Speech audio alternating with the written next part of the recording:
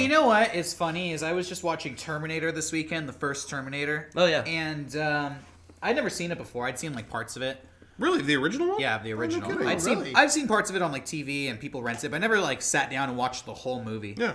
And it made me have a lot of thoughts about the world of filmmaking. So many different thoughts. Like, first of all, Terminator 1 is pretty good, but it's really funny to me to compare it to Terminator 2, which is essentially the same movie, but everything is done way better. Yeah. Like, done with a budget. Yeah. It has a heart behind it, too. Done with a budget, but just like everything, the devil is in the details, and Terminator 1 always does like 85%, where Terminator 2 does 100% nails the details. Down to like the time travelers go back in time. In Terminator 1, there's electricity, and then they show up and they're naked.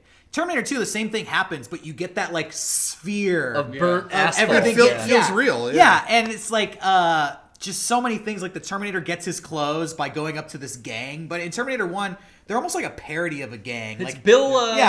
Bill Pullman, Bill Paxton. Bill Paxton. Like straight out of a comic book. They've got like colored mohawks. They've all got switchblades. Terminator 2, he gets his clothes from a real gang, like a biker gang, like somebody you'd actually be afraid of to tango with in real life. Yeah. And like he gets the gang, he like punches a hole through one of them to show he's really strong. Yeah. Well, in Terminator 2, they like burn him with a cigar. He's totally unfazed, and then he throws him across the room. Cool cue to the back of the head. I mean, he gets fucked up in that bar. Yeah. Even like the last one I'll give an example for is like these little moments. In Terminator 1, there's a point where he steals a big rig. He like gets into the big rig and there's a guy in the passenger seat and he's like, get out. And he'd just been like run over from a car, so he's kind of mangled. They do that same gag in Terminator 2 because then the guy gets out. In Terminator 2, T-1000 like crashes a motorcycle into the helicopter, like face melts into it, and then turns to the guys like, get out. And the guy jumps out of a helicopter. It's like, yeah, in the first one, the Terminator's so scary, you just get out of the truck. In the second one, he's so scary, you jump out of a helicopter. Do you think that comes from having not only a budget, but having the faith of a studio to make something that... This is what I thought. I felt like it was a testament to just trying your hardest always. I feel like James Cameron made Terminator and really tried to make a groundbreaking sci-fi movie, and it was pretty good. And he got the opportunity to do Terminator 2, and he just wanted to do all those same ideas, but better now. And it was really like, once you have a success, even if it's kind of shitty, when you look back at the original Terminator, I think it's easy to say, like, this is kind of crappy. But it opened the door for him to do something that was huge. What he really pictured it would be. I think it's a sci-fi movie that definitely is in the vein of stuff like Halloween. It's just a stalker movie. It's straightforward. Terminator 2, stuff is happening, and you're getting like a lot of backstory. Yeah, there's heart there. Terminator 1 is just, it's straight ahead. Like, this thing is coming, keep moving forward. This thing is coming, keep moving forward. The thing explodes, keep moving forward. Yeah, it's new. The second one's nuanced. Way more basic than the second one, which goes a lot bigger. Well, I don't want to keep interrupting you. Oh, yeah. But it's easy to say the first one's basic, but the first one lays all the groundwork. Exactly. Like, there's so much you're not giving it credit for that. In Terminator 2, they could see, like, this worked, this didn't work, let's tweak this, and let's just do that same story, but it's perfect now. Yeah. It's a really, Terminator 2 is, like, the perfect sequel. Maybe the best action movie ever made, in my opinion. Maybe, probably best sequel ever made. One of them. One of them. But then I also had this thought when I was watching it, and the final... And this made me think about like new movies now and special effects. In the end of the original Terminator, he kind of burns away, and it's just a skeleton of the Terminator walking. Yeah. That's one thing that they didn't replicate in the second movie. They didn't try to do that again. Because it didn't look good. It didn't look very good. But I thought for the time, it kind of, to me, watching it now, it looked just as good as Jason and the Argonauts, the skeleton from the 50s. Yeah. And it made me think, like, in the 50s, when they did Jason and the Argonauts, that was so mind-blowing. People had never seen skeletons able to move on their own. So when they did it in that movie, people said, like, that looks real. They've perfected special effects. And then that kind of procedure was, they made that in the 50s, and they were still doing it 30 years later in the 80s. Yeah. Still saying, like, this is perfect. We mastered this 30 years ago. Like, we can make movies the fucking real.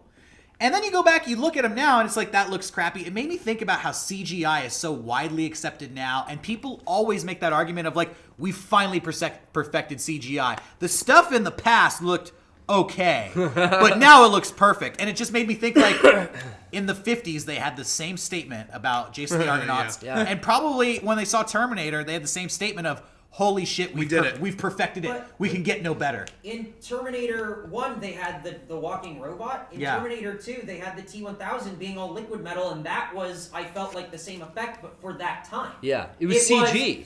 Him going through the bars and being like 3D crazy shit, totally different, totally above the time, and that was the new, like, oh look, this is the hot shit. Well, that was kind of the transitional moment because, you know, Jason the Argonauts, the stop motion skeletons, was made in the 50s, and like I said, they're still doing it 30 years later.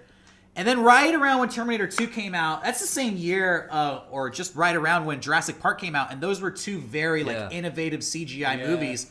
And here we are 25 years later, still relying on those effects. So what's the next thing? I think they will become dated eventually. And basically, special effects are always going to look shitty. Yeah. A couple years later, you watch like Dobby from the Harry Potter franchise. Avatar. That thing looks dumb. Yeah, better now. Avatar's better now. Can't wait for Avatar. But you know what's funny? You get 2 more movies coming. The full body shots in the original Terminator are stop motion, but they still built an actual exoskeleton and had it puppeted and stuff. That scene is. You can tell it's puppeted, but it still is scarier than the stop motion parts. The stop motion parts are like, okay, he's not really there, but when it's the puppet coming at you, like it's creepy. It's a limping robot. But I will say, not as scary though as the robot with the do-rag in Terminator Salvation. Terminator 4. Everyone hates the do-rag guy. He gets sweaty. Well, because in the future, is it a do-rag or a do-raggedy? Anyway, no, I was just going to say, all the stuff you said about Terminator, I think it's just all a matter of confidence. And in that second movie, it's, you know, you said the gang is goofy in the first one, then in the second, you know, it's like you go in, if you're making a movie, maybe one of your first, you kind of have an attitude of, well, no one will take this seriously, so, you know, do this. And, it's becoming your own as a filmmaker, where you go, no, commit 100% to this. If you commit 100% to it and you put 100% of yourself into it, it will be taken seriously. You know what I mean? Like, I think that's kind of what you were talking about. Yeah, I think for me it was like James Cameron was able to get better. I think like Terminator 1. That's true too, yeah. Terminator 1 is pretty good, and it just opened the door. It showed to me like, look, everybody who dreams of becoming a filmmaker always says like, I want to make something like Terminator 2. But when you watch Terminator 1, you see like, okay, there's a progression here. Like it takes years, like you get better over time. Yeah. That's all. It's very inspiring to watch Terminator 1 and be like, this like led to Terminator 2. It's the same guy who made them both. They're so different quality-wise, but it was just cool. You could see the path. It's funny, we were just talking about Evil Dead 1 and 2, and they're almost the same story done by the same director and team, and it's his ability to go back in with a studio budget as well. Yeah. I think like that's probably a pretty rare case where a director gets to do that. When you have such a good idea, sometimes you make a movie and it's a little bit amateurish, but you might get the chance to like do it again and do it better and realize how it's supposed to be. But on the flip side, George Lucas got to make a special edition of Star Wars, and that was his same intention. He's like, now I can make it how I always envisioned it. Yeah. Well, the prequels, and then the prequels too. How he was supposed to, So all you filmmakers out there, if you want to make Terminator 2, you have to make Terminator 1 first. So go make Terminator 1. Yeah, go ahead. No, really, go film it. Anyway,